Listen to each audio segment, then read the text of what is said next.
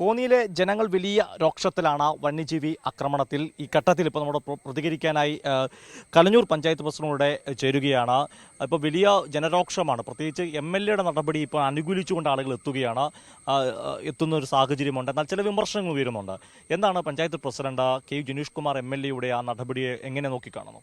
തീർച്ചയായിട്ടും ജനീഷ് കുമാർ MLAയുടെ വികാരം എന്ന് പറയുന്നത് ജനങ്ങളുടെ വികാരമാണ്. പ്രത്യേകിച്ച് കലഞ്ഞൂർ പഞ്ചായത്തിലെ 6-ാം വാർഡ് ജനങ്ങളുടേത്. കഴിഞ്ഞ ഏകദേശം 1 മാസക്കാലമായിട്ട് നിരന്തരം ആന കൃഷി നശിപ്പിച്ചുകൊണ്ടിരിക്കുന്നു. DFOയ്ക്ക് നമ്മൾ പരാതി കൊടുത്തിരുന്നു. അതിൻ്റെ അടിസ്ഥാനത്തിൽ DFOയും മറ്റ് ഉദ്യോഗസ്ഥരും സ്ഥലം സന്ദർശിച്ചു. വേണ്ടുന്ന നടപടികൾ സ്വീകരിക്കാമെന്ന് പറഞ്ഞിട്ടും അത് അനിശ്ചിതമായി നീണ്ടുപോകുന്ന ഒരു സാഹചര്യമാണുള്ളത്. അതിൻ്റെ ഭാഗമായിട്ട് ഇന്നലെ നമ്മളൊരു ജാഗ്രതാ സമിതി ഈ 6-ാം വാർഡിൽ തന്നെ കൂടുകയും ബാക്കി എന്താണ് തീരുമാനം എടുക്കേണ്ടതെന്നുള്ള രീതിയിലേക്ക് നമ്മൾ മുന്നോട്ട് പോയിട്ടുണ്ട്.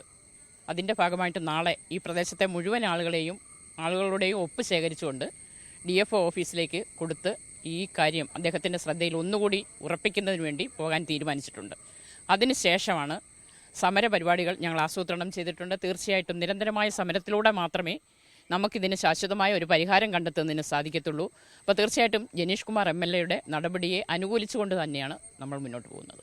ഈ പഞ്ചായത്ത് പ്രസിഡന്റ് ഒപ്പം പൊതുപ്രവർത്തകരോടെ ചേരുകയാണ്. നിങ്ങൾക്ക് വലിയൊരു പ്രതിഷേധത്തിലാണെന്ന് തോന്നില്ലേ? തീർച്ചയായും.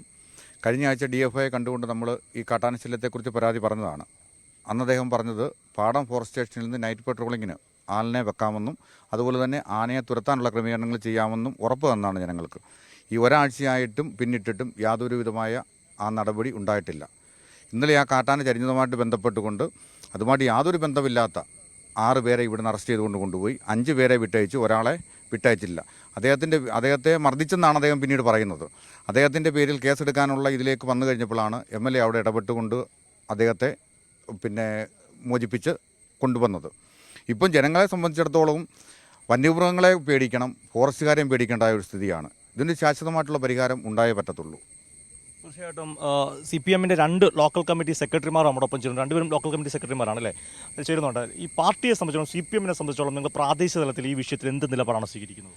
പ്രാദേശിക തലത്തിൽ നമ്മളിനി തുടർന്ന് വരുന്ന ദിവസങ്ങളിലൊക്കെ തന്നെ വാർഡ് തല ജാഗ്രതാ സമിതികൾ രൂപീകരിച്ചുകൊണ്ട് ഈ കാട്ടുമൃഗങ്ങൾ കാട്ടിൽ വസിക്കണം. തീർച്ചയായിട്ടും നാട്ടിലിറങ്ങുന്ന മൃഗങ്ങളെ കൊല്ലാൻ തന്നെയാണ് തീരുമാനിച്ചിരിക്കുന്നത്. കാരണം കൊല്ലുക എന്ന് പറയുമ്പോൾ പന്നിയടക്കമുള്ള മൃഗങ്ങൾ ഒരു കാരണവശാലും കൃഷിക്കാർക്ക് കൃഷി ചെയ്യാൻ പറ്റാത്തൊരവസ്ഥയിലാണ്. ഇന്നലെ ഇവിടെ ഒരു വാർഡ് ജാഗ്രതാ സമിതി കൂടിയപ്പോൾ കൃഷിക്കാർക്ക് വളരെ വിഷമത്തോടാണ്. അതായത് ഈ ഒരു രാഷ്ട്രീയ ഭേദമന്യേ ജനങ്ങളെല്ലാം തടിച്ചുകൂടുന്ന ഒരു അവസ്ഥയാണ് ഇന്നലെ ഉണ്ടായത്.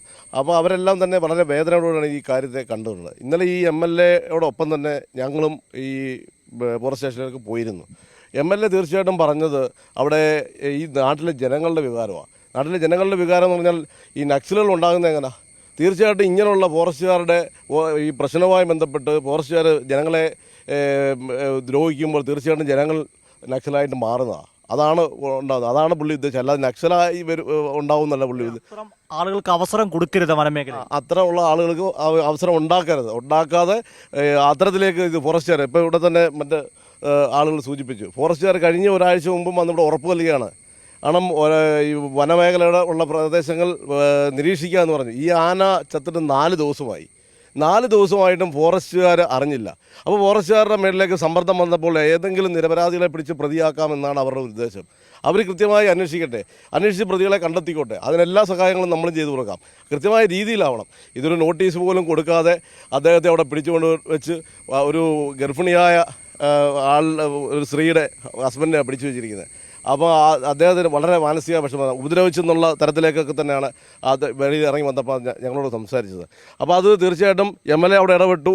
ഒരിക്കലും പിടിച്ചിറക്കിക്കൊണ്ട് വന്നിട്ടില്ല. അവിടെ പോലീസ് ഉദ്യോഗസ്ഥരുണ്ടായിരുന്നു. പോലീസ് ഉദ്യോഗസ്ഥ സ്ഥാനത്തിൽ തന്നെ 7 ദിവസത്തെ നോട്ടീസ് ഇദ്ദേഹത്തിന് കൊടുത്ത് 7 ദിവസത്തിനകത്ത് ഹാജരാവാം. നാളെ വൈഫിനെ കൊണ്ട് ഹോസ്പിറ്റലിൽ പോകേണ്ടതാണ്. അപ്പോൾ 7 ദിവസത്തിനകത്ത് എപ്പോൾ വിളിച്ചാലും ഹാജരാവാം എന്നുള്ളതിൻ്റെ അടിസ്ഥാനത്തിലാണ് അവരെ അവിടുന്ന് നോട്ടീസ് കൊടുത്തതിന് ശേഷമാണ് വിട്ടയച്ചത്. ഒരിക്കലും MLA പിടിച്ചിറക്കണമെന്നില്ല. കാരണം ഈ പ്രദേശത്തെ ആളുകളുടെ ഒരു വികാര പ്രകടനമാണ് MLAയുടെ കൂടെ വന്നതാണ്. അല്ലാതെ MLA പ്രത്യേകിച്ച് ഫോറസ്റ്റ് ഉദ്യോഗസ്ഥരെ എന്നുള്ളതല്ല, ആ പ്രദേശ ജനങ്ങളുടെ ഒരു വികാരമായി ബന്ധപ്പെട്ടാണ് ലോക്കൽ കമ്മിറ്റിയാ കൂടൽ ലോക്കൽ കമ്മിറ്റി. നമ്മുടെ ലോക്കൽ കമ്മിറ്റിയാ അരുവാപ്പുലം ലോക്കൽ കമ്മിറ്റിക്കും ഈ സമാനമായ നിലപാട് തന്നെയായിരിക്കുമല്ലോ? അതെ, അരുവാപ്പുലം ലോക്കൽ കമ്മിറ്റിക്കും ഈ ഇത്തരത്തിലുള്ള ഫോറസ്റ്റ് നിയമത്തിനെതിരെ ഫോറസ്റ്റുകാരെ പാവങ്ങളെ ഉപദ്രവിക്കുകയാണ് ചെയ്യുന്നത്.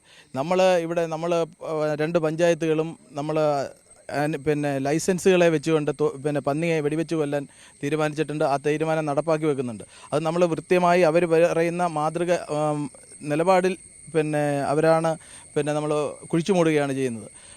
പക്ഷേ ഈ ജനങ്ങളെ മൊത്തത്തിൽ ഭീതിയിലാഴ്ത്തുന്ന ഒരു നിലപാടാണ് ഫോറസ്റ്റുകാരുടെ സമീപനമുണ്ട്. ഇന്നലെ MLA കാണിച്ചതിനൊപ്പം പാർട്ടിയും ഈ നാട്ടിലെ ജനങ്ങളും അണിനിരക്കും.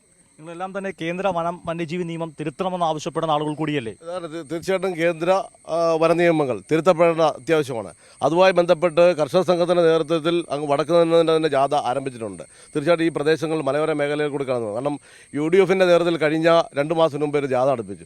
അവർ പച്ചക്കള്ളങ്ങൾ പ്രചരിപ്പിച്ചുകൊണ്ടാണ് ഈ ജാഥയിൽ കടന്നുപോയത്. ഒരിക്കലും കർഷകരെ സംരക്ഷിക്കുന്ന രീതിയിലല്ല. അപ്പോൾ കർഷകരെ സംരക്ഷിക്കേണ്ട ഒരു ബാധ്യത എന്നുള്ള രീതിയിൽ ഈ പ്രദേശത്തെ ജനങ്ങളെല്ലാവരെയും സംഘടിപ്പിച്ചുകൊണ്ട് വാർഡുതല ജാഗ്രതാ സമിതി രൂപീകരിച്ചുകൊണ്ട് വരും ദിവസങ്ങളിൽ വലിയ പ്രക്ഷോഭത്തിലേക്ക് തന്നെ പോകുന്നതാണ് അറിയിക്കുന്നത്. തീർച്ചയായിട്ടും വലിയ പ്രക്ഷോഭത്തിലേക്കാണ് കൂടുതൽ രാഷ്ട്രീയ പാർട്ടികളും അതുപോലെ തന്നെ പഞ്ചായത്ത് പ്രസിഡന്റ് തന്നെ സമരത്തിലേക്ക് പോകുന്നതാണ് ഇപ്പോൾ നമ്മളോട് പറഞ്ഞതില്ലേ. പഞ്ചായത്ത് പ്രസിഡന്റ് ഉൾപ്പെടെ അത്തരമൊരു പ്രഖ്യാപനമാണ് നടത്തുന്നത്. വലിയ പ്രതിഷേധമാണ് ഈ കുളത്തുമൺ പ്രദേശത്ത് ഉയരുന്നത്. ക്യാമറമാൻ അഖിലേഷ് ടോൺമൻ്റൊപ്പം സുജു ടി ബാബു, കൈരളി ന്യൂസ്, പത്തനംതിട്ട.